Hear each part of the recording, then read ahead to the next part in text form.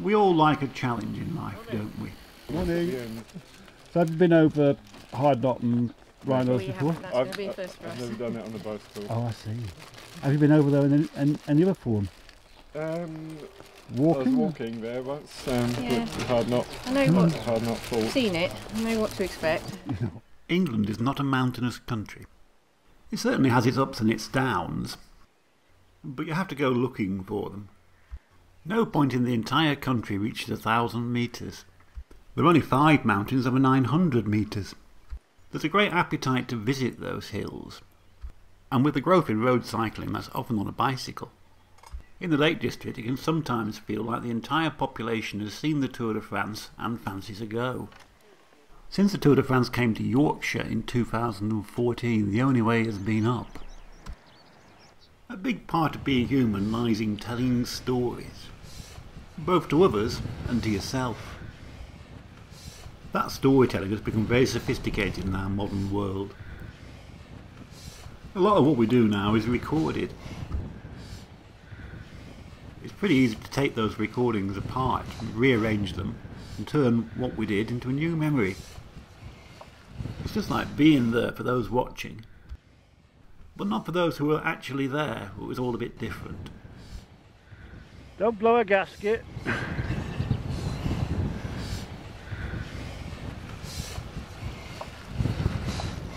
You're never going to be able to replicate the Alps in England, but you can set out to tell a similar story by joining up the mountains that we do have. That's what a lot of organised rides do. They take the inspiration of great events like the Tour de France, add in a load of hills, and stir in a bit of razzmatazz. We all of us get a lot of motivation from being part of a bigger story. But it's best to be careful. It's like a drug habit. The doses of narrative have to get bigger and bigger, until you're joining up mountain ranges in a 600-kilometre daisy chain. That's what Audax cycling is to me. A kind of glue, sticking impressions of people and places into a scrapbook. It provides a framework for stories that we tell others and stories that we tell ourselves. But there's always more than one side to every story. I quite like the story of the making of. Still you've got plenty of time, haven't you?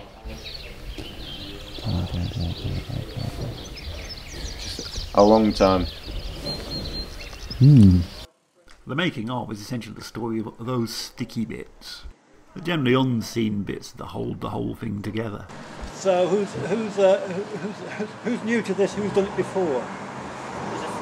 What, this ride? It's one of his second Audax. This is my second Audax. Oh, and you chose to do this? I did the 300 Moss Troop that I organised, then this one. That's unbelievable. I enjoyed it so much. It is pretty amazing what Audax riders put themselves through, and it does create a great sense of camaraderie. Chocolate milk. Oh my god. Well, if you know, it's a high protein one, low fat and high protein. That'll be good then. Well, I thought so. So. So. Steady. Steady. Just saving myself for tomorrow. Oh, Well, I don't know what's happening next. I've never gone to Hexham from here. The North Pennines come in the middle of the Pendle 600. It's a little visited area, sometimes described as the roof of England. It's essentially a plateau, a lot of that plateau over 2,000 feet in altitude.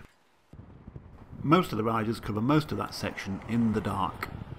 The climbs aren't particularly steep, but many of them are very long, and also very high by English standards. Any road with snow poles on it is generally over 1,500 feet. Those poles have reflectors on them, which are very useful when it's misty, which it often is. Long climbs also mean long descents. The descent of Hartside is the nearest we have to the Alps. It's often cited as one of the best drives in Britain. It's an interesting and unusual landscape. The very large area of high ground gives rise to the only named wind in the United Kingdom, the Helm wind. We knew that the riders would be wet and cold, so we turned the heating up and we inflated the airbeds. Audax riders are expected to be self-sufficient. But a little help at the right time can go a long way.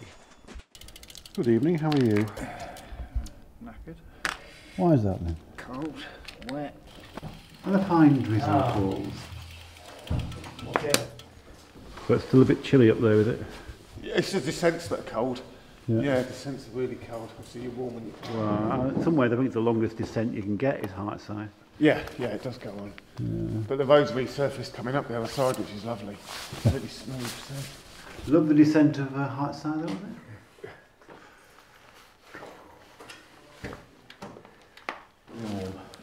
Aidan Headley's had a crash and gone to A&E in Hexham. Right. Not seriously. Just knocked himself up a bit and sprained his hand. Oh no. Well, I wouldn't know. He said if he could get it patched up, he'd carry on. He wouldn't. Okay.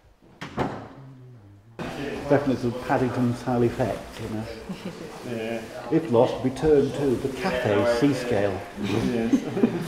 The Lost Bears home. You got your mum-made sandwiches.